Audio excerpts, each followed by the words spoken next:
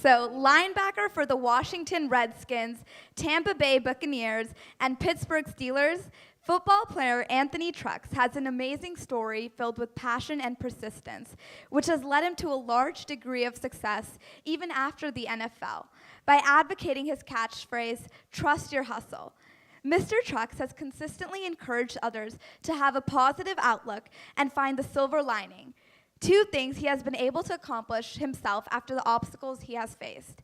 Now an author, life trainer, and motivational speaker, Mr. Trucks speaks across the globe to help people change their lives and perspectives.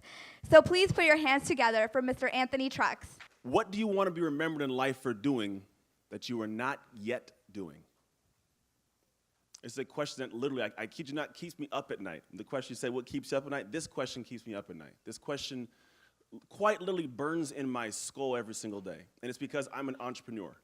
Now, when I say that word, I have a different perspective and meaning. Is anybody in this room an entrepreneur now or aspiring? I'm assuming that's what this conference is about. Correct, cool. So this might burst your bubble or it might make you happy. I don't know, one of the two. Here's what I think of when I think of being an entrepreneur. I wish it was as easy as that. God, it'd be great. Honestly, it'd be nice.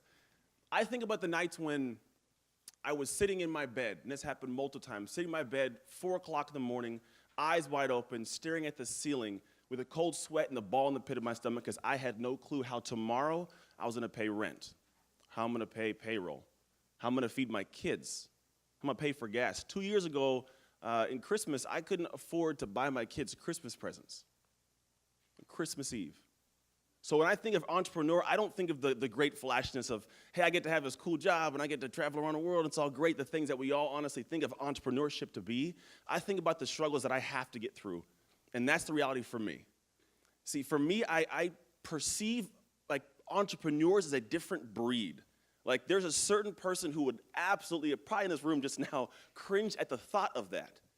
The reality is for me, it fires me up. It gives me a whole different look on the world because it now challenges the skills that I have.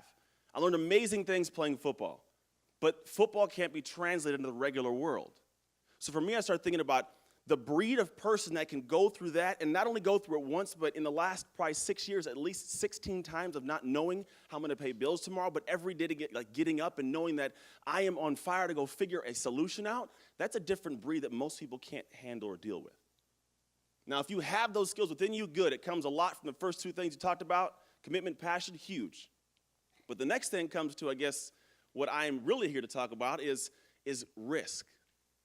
Now, for me, I opened my very first business after the NFL, and I was not even a month out of being injured, and I had to go home, and I opened a gym.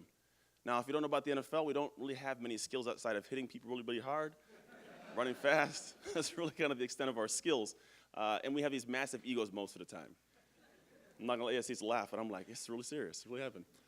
So the reality was I said, I'm going to get in this industry. I'm going to help people based on my degree in kinesiology, having played this sport. I'm going to be a great trainer. I'm going to open a business. So what I do, I had no business plan.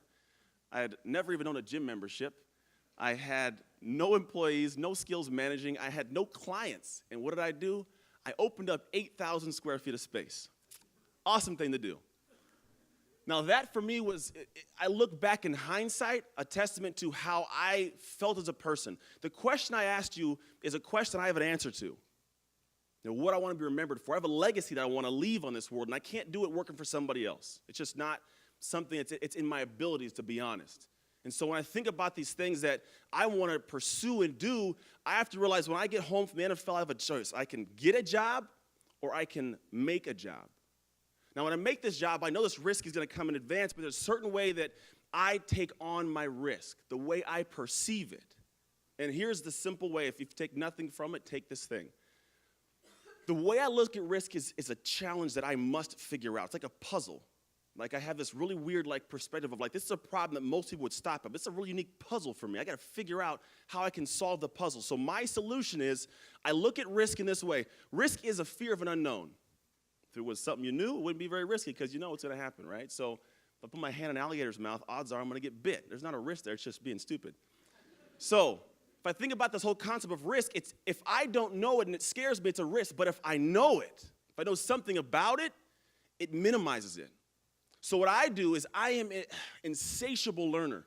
Like I want to know everything about everything. I seriously now I just made my own app. I coded a website. I can fix your car. I'm not joking. I can train you physically. I can speak like this. I can create online programs and do different perspective stuff, because when I come to an area that I don't know something, I want to know every single thing I can about it. I will call everyone I know. I will stay up till 5, 6 in the morning reading things that nobody even knows exist on the internet. There's a lot there in case you didn't know. I want to know everything. So what happens is I approach these new situations of risk. I know so much now that it mitigates the risk to a point of where I can come forward and say, you know what? Not only do I know how to get past this, but I get to take my creativity based on now the new dynamics and my education and come up with some unique solution to the problem. Now I can do something that a lot of people can't do. So when I'm sitting there in bed staring at the wall, my thoughts is, I'm going to figure this out. And I apply it to a different perspective of how I do things. See, for me, it's kind of this concept of, like, imagine you're walking into a forest. Now, on the back side of this forest, it's middle of the night. There's no moon, no stars. It's just, I don't know, no moon, no stars. Go with that. And on the other side of this forest is everything you want. It's the dream career, the dream family, the dream job, whatever it is, like on the far side, or the dream business you want to start and open. Now, most people will walk into this forest with no map, which we all do because it's called entrepreneurship. Welcome to that. But the reality is I got to get to the far side. Now, as I get to this far side, I got to know most people walk in with no map, no way of knowing where to go. But I personally, when I think about what I'm going to look for, I bring a flashlight with me. Now, when I say a flashlight, I mean this flashlight is just the depth of knowledge of what I know. The light might go 10 feet into the forest. But what I do know is every single step I take, because I'm continuing to learn, the light goes farther into the forest. So where most people go in this forest, they trip on leaves, they run into trees, they get washed away in rivers and things, take them off the backside. So honestly, half the people that raise their hand said, I'm an entrepreneur. A lot of you get swept away. Just the honest truth. For me, my light that I have in this flashlight gives me the ability to see just a little bit more as I progress through. So now when I get to this far side of the forest, I have what I want, but I didn't know what I had to do before I got into the forest. I just keep putting my light farther and farther out. So much so that I'm now at a point where, like, mostly what it was a year ago, a little less than a year ago, I had a gym that did well. I consult for PG&E out of the company, like fitness-wise. I do a lot of traveling. I would speak, and the company was successful. But for me, my legacy changed, my idea for what I want to share. So not more than a year ago, I closed my gym, and I did a whole shift from speaking about fitness and training athletes, a lot of NFL guys, that now I speak and do this for a living, completely out of the blue. A lot of my friends, they seriously like, what the hell are you doing, Anthony? I was like, oh. Felt like changing gears. But the reality is when I did that, I lived on my computer. I lived in books. I have more networks of people that I've met over the years than I ever could have thought I would, because I don't have a problem asking questions, finding things out, so that when I push forwards, I know in the far side of my forest is success that I'm looking for now. So if you guys take nothing from this, think about this one concept. You're going to have situations and times in your life when you don't know about something. You're going to have a ball in your stomach like, should I call that person? Should I ask? What do I do? If you ever rely upon someone else to be able to provide you the sole point of solution, you will fail. You cannot allow someone to be your bottleneck of knowledge. You can't send an email and say, hey, how do I figure this out? And then 5 days later, send the same email. Within that time frame, you got to figure it out on your own, because if you don't, you'll fall back. All this stuff comes at the backside of still figuring out why you do it in the first place. Your passion has to be in set. Get creative with it, so that when it comes to the time where you re-ask the same question I'm going to ask you right now, you have an answer. So that question I will leave you with is, what do you want to be remembered in life for doing that you are not yet doing?